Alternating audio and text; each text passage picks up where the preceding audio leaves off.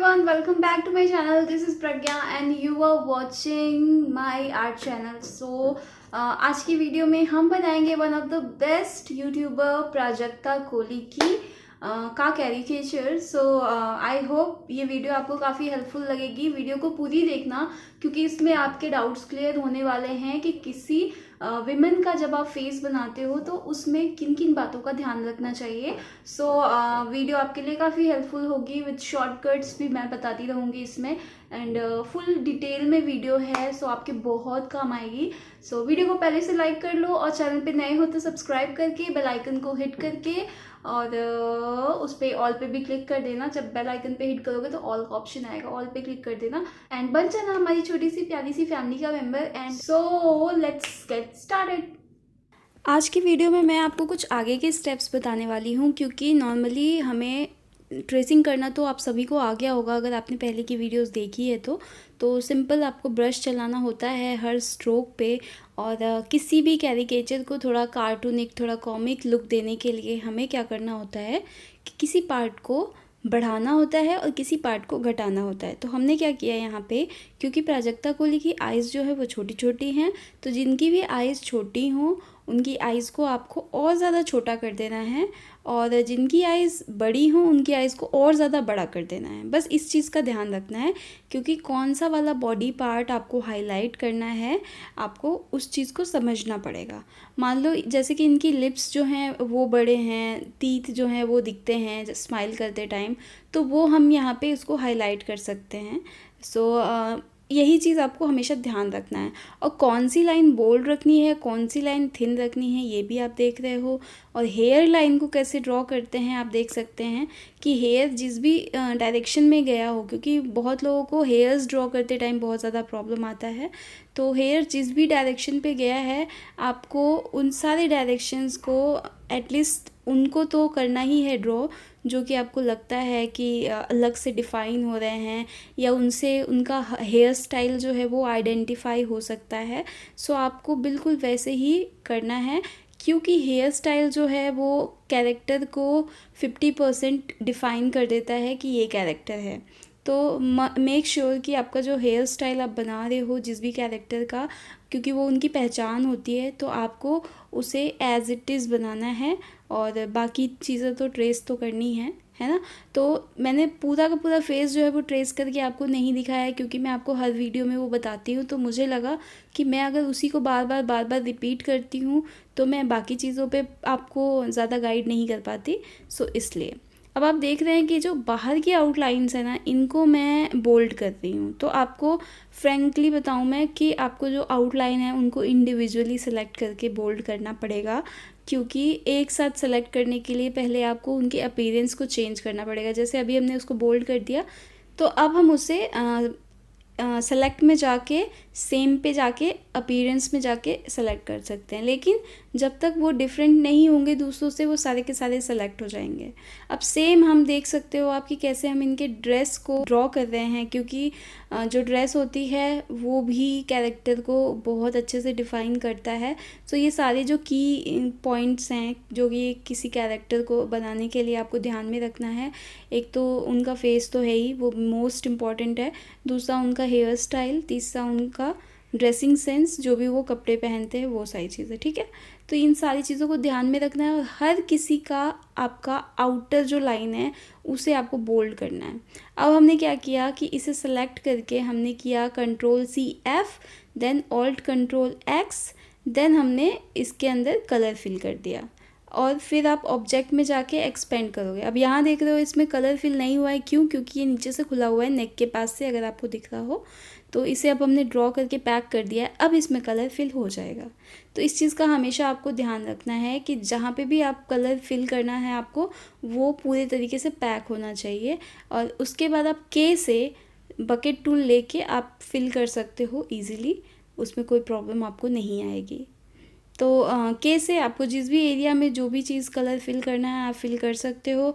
But हाँ ये है कि के से आप उनको ही फिल कर सकते हो जो पूरे तरीके से पैक हो. अब हम सोचे कि नोज़ में अलग से कलर फिल कर दे तो हम नहीं कर सकते, बट लिप्स में कर सकते हैं क्योंकि लिप्स को हमने चारों तरफ से पैक कर रखा है. ठीक है, अब हमें क्या करना है, जब हमने एक्सपेंड कर दिया ऑब्जेक्ट में जाके हमने एक्सपेंड कर दिया, तो अब हर पार्ट अलग अलग अलग अलग हो जाएगा, यानी कि इसका जो फिल है, स्ट्रोक है, सब कुछ एक्सपेंड हो चुका है।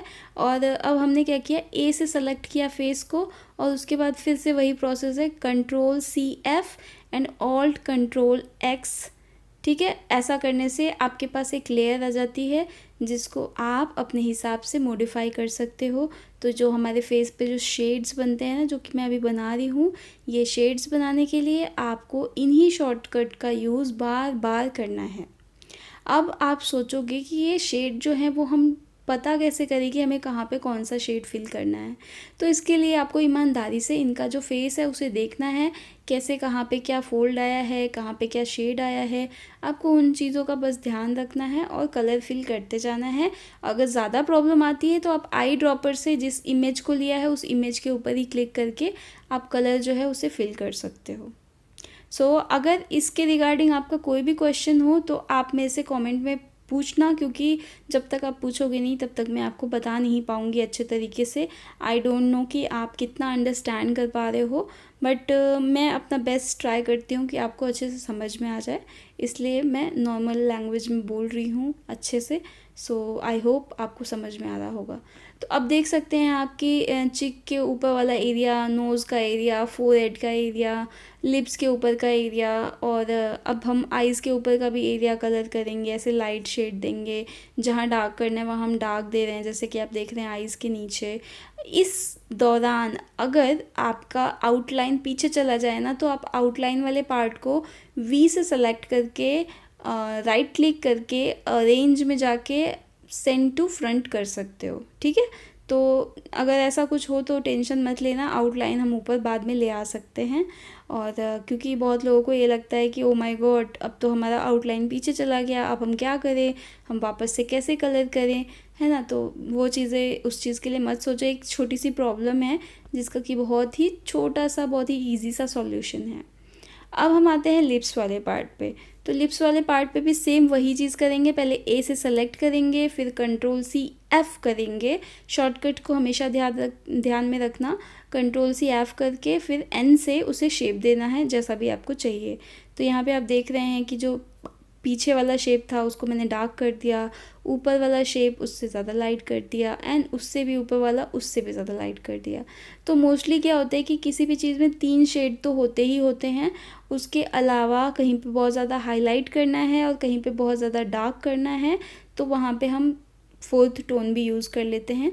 वैसे नॉर्मली 3 टोन तो यूज़ करना ही चाहिए आपको। उसके बाद हेयर्स में आएंगे, सेम प्रोसेस यहाँ भी रिपीट होगा। बस हेयर्स के टाइम पे क्या करना है, आपको टेक्सचर अपने हिसाब से डिसाइड करना है कि कहाँ पे कौन सा टेक्सचर होगा।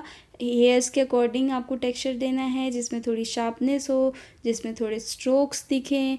तो आपको इन चीज़ों का ध्यान रखना है हेयर्स के टाइम पे। और जब भी ड्रॉ करते हो तो उसे सोच समझ के ड्रॉ करो, क्योंकि हेयर्स कहीं ऐसे ना लगे कि काटे हैं, तो उनमें थोड़ी स्मूथनेस भी होनी चाहिए। तो इसलिए हमेशा ध्यान रखो कि हेयर्स की डायरेक्शन क्या है, किस तरफ को हेयर घुमा हुआ है, कैसे है। तो अब यह इनका जो फेस है ये बन के तैयार हो चुका है। अब हम इसे क्या करेंगे, अब यहाँ पे मैं कर रही हूँ सेलेक्ट सेम अपीयरेंस। ओके, तो सेम अपीयरेंस में सेलेक्ट करके हम किसी भी चीज़ को चेंज कर सकते हैं। जैसे कि मैंने इनके कपड़ों पे डॉट बनाया हुआ है, वो डॉट को चेंज किया मैंने। अब जो नेक वाला एरिया है उसमें भी मैंने शेडिंग कर दी है, सेम वही प्रोसेस था, कोई अलग सा प्रोसेस नहीं है। लाइट और डार्क का भी आपको ध्यान देना है कि किधर से लाइट आ रही है, किधर से डार्क आ रहा है। एंड बॉडी वाला जो पार्ट है वो अलग से बनाया था, जिसको हमने इसके साथ जॉइन कर दिया और उसे हमें पीछे के साइड में कर दिया, और फेस को हमने ऊपर के साइड में कर दिया, और बॉडी वाले पार्ट को हमने छोटा भी किया। तो बस कैरिकेचर में आपको इतना ही ध्यान रखना है कि कौन सा पार्ट हाईलाइट करना है, कौन सा नहीं करना है। इजीली आप कैरिकेचर को बना लोगे। वीडियो कैसी लगी मुझे, वो वीडियो से रिलेटेड कोई भी क्वेश्चन, कोई भी सजेशन हो आपका, मुझे कमेंट कर सकते हो। And I hope you all doing well. मिलते हैं नेक्स्ट वीडियो में, तब तक के लिए बाय बाय।